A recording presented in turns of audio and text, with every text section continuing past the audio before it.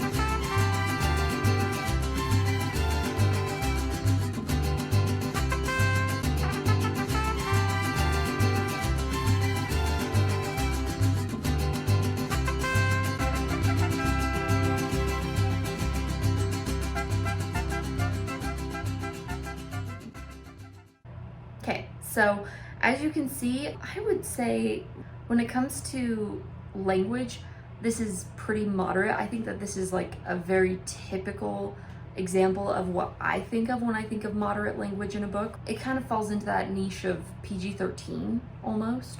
It's infrequent enough, especially given the page count, that you don't notice it so much. And it's used in situations where I feel like most of the time it's pretty appropriate. Now, when it comes to frightening or intense scenes, there's plenty of those in this book.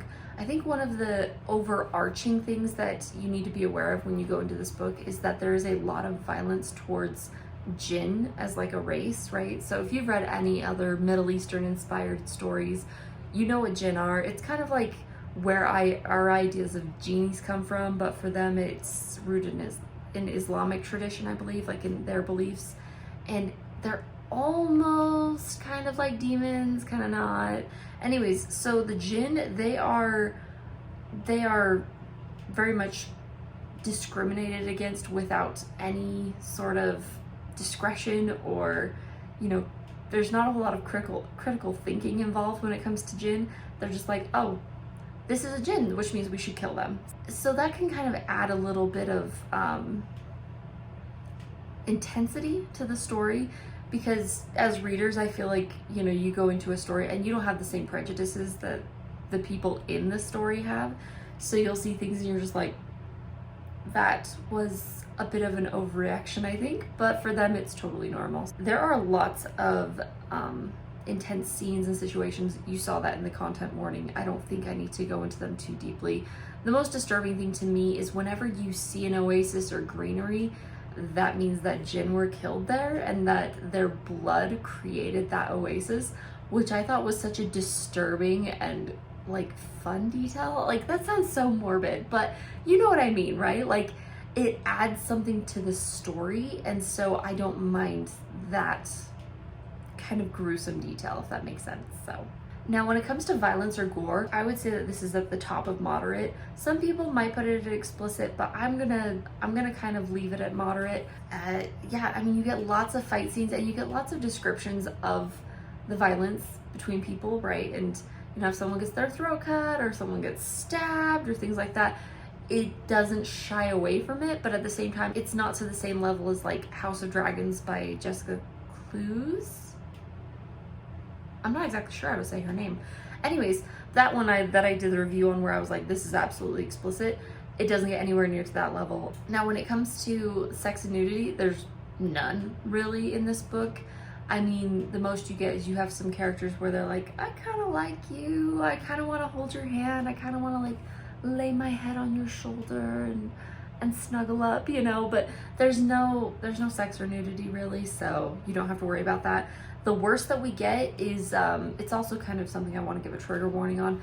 There's this guy who is magically roofied into wanting to have sex with another character, and so that's in there, but really it's not too long. Nothing happens because of it really. So yeah, so that kind of wraps it up for the adult content. This book was very much a comfortable read as far as adult content goes for me. There's some books where they go far enough that it detracts from the story and it makes it so that you don't want to continue, you don't enjoy it as much. This book never got to that point. I thought that it was a very tasteful mix of storytelling and adult content. Sometimes I feel like authors get hung up too much one way or the other, and I felt like Chelsea Abdullah, she nailed that balance for me. So I'm very excited for the next book to come out. I can't wait to read it. Now for this next section, I'm just gonna say that this is a spoiler section because I don't know to what level you guys are gonna count spoilers or not. So we're just going to assume that everything's a spoiler. I try to keep things kind of light, and like I don't go into like plot details. It's more of like inter-character conflict, right? So that's kind of what I want to talk about as far as spoilers go. So if you don't want to hear anything like that, jump to this timestamp. Otherwise, I'm gonna jump right into it. So last chance. All right. Okay, so just getting right into it, one of the things that kind of really bothers me when it comes to writing and books is I feel like it kind of worries me. Like sometimes I worry, like, am I being sexist, right? Like I worry that I have that bias and I don't want to. But sometimes I feel like authors tend to write characters so that the woman is very aggressive, very assertive, very like, you know, and she's very competent in her field, which I love. I am a-okay for someone who's competent and confident in their jobs, right? I love that, especially with women. I think that that's great. But at the same time, sometimes I feel like you will put a competent woman with an incompetent man, someone who, you know, especially if the man has never been in that situation before and they're very like on their heels a lot because they're off balance and all the situations are unfamiliar and they aren't sure how to react, whereas the woman has more experience. When you have that, it creates this power dynamic, right? And it's weird because there have been more books that I've been reading recently where it seems like the author is so quick to make the man capitulate and be apologetic or be like very quick to be like, oh, it's my fault. They really internalize a lot of the things that are going on, and I don't know if I buy it. I mean, and I feel like sometimes they make the men a little too apologetic, and I don't know. Sometimes it makes it hard for me because I have these competent women who I love, but at the same time, they are being such hard noses on this other inexperienced character. And so it makes it harder for me to like the female character. Does that make sense? And then diving into, I'm gonna say his name is Mason. I'm not quite sure that is exactly how it's pronounced, but I don't know how anything is pronounced right now in this book. So we're gonna go with Mason and call it good. So there. Now, when it comes to Mason and Luli's relationship, I don't think it's really a secret or a surprise. I think that they're gonna be an endgame couple. I feel like that's the pretty strong indications that we've been given.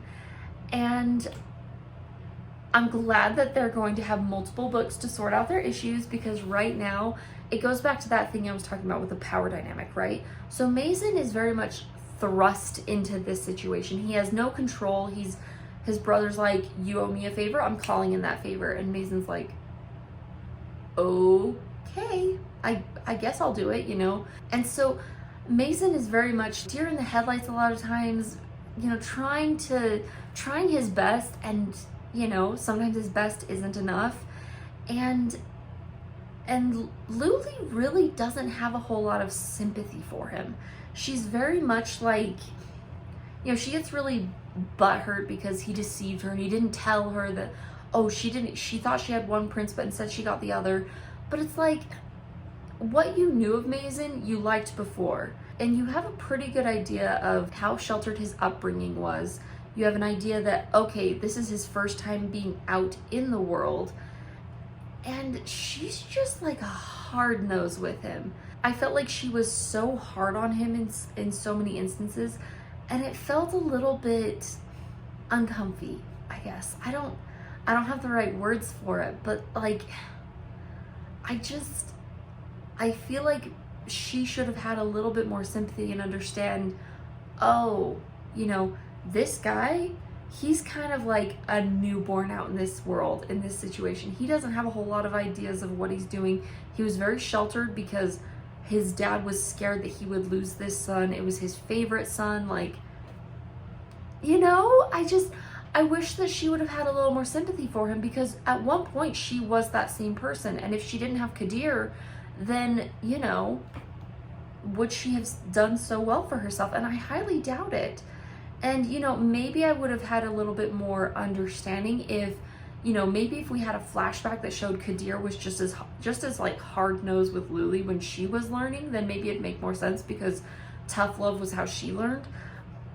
But we don't get any of that.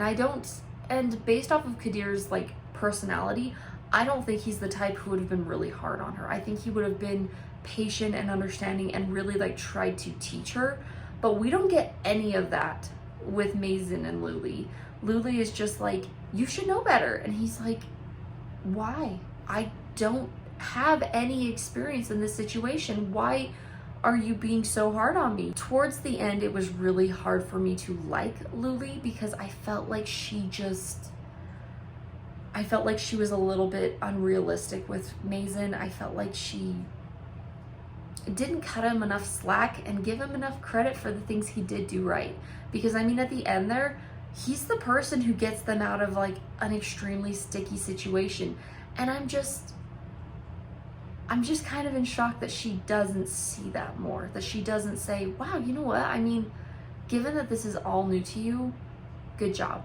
But anyways, so there's this one part in the book where Luli is really throwing herself a massive pity party, because she's learned something about one of the other characters, and she feels betrayed and she feels upset, and so she's just giving everyone the silent treatment. She's being a real pill to deal with. I really appreciate when authors will kind of insert characters or just like a moment of self-reflection with a character that acknowledges problems that the reader might have in that moment, right? So I wish that there would have been a moment where Luli is like, okay, I know I'm kind of being, I know that I'm being extremely emotional in this moment, and I know that this is more complicated and it's not so black and white as I'm making it out to be.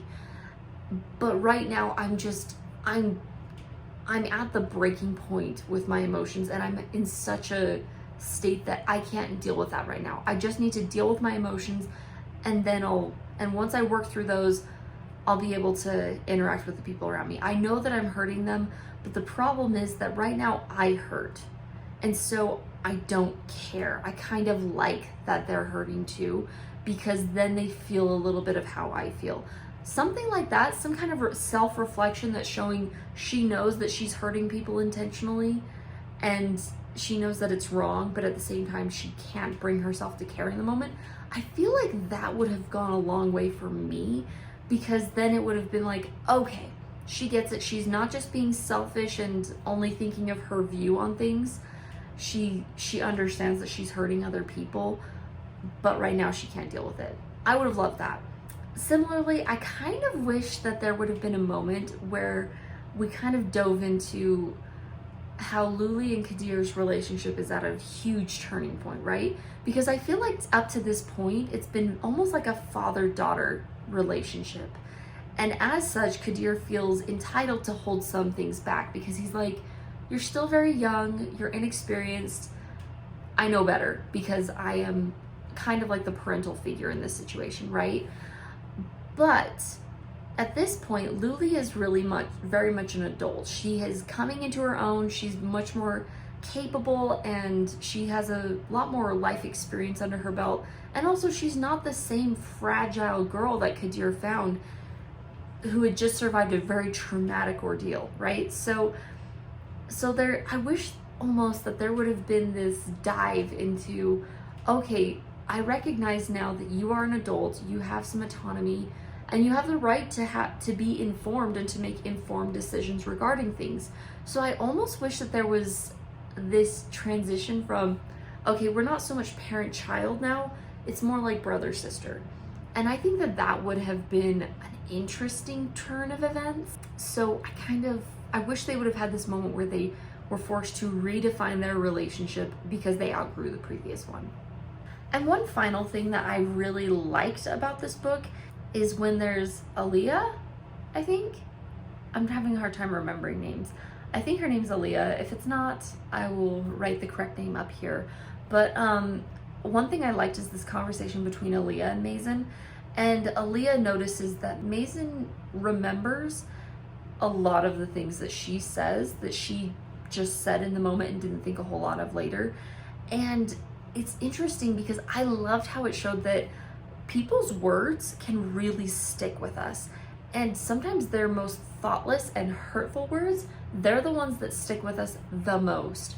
And so I loved how it was a moment for her to realize, oh my goodness, my words have power, right? And I liked that she had a moment of self-reflection, and she was just like, I did not realize me calling him a coward stuck with him so much. And so I really enjoyed that aspect of the story, and I love that Aaliyah was reflecting so much. And it was funny because I would have expected that emotional IQ from Luli, but not from Aaliyah. Because of their characterizations, I would have thought Luli would have had more empathy and understanding, and not the assassin slash thief, right? So, oh, and then I keep saying one final thing, and then I keep adding stuff.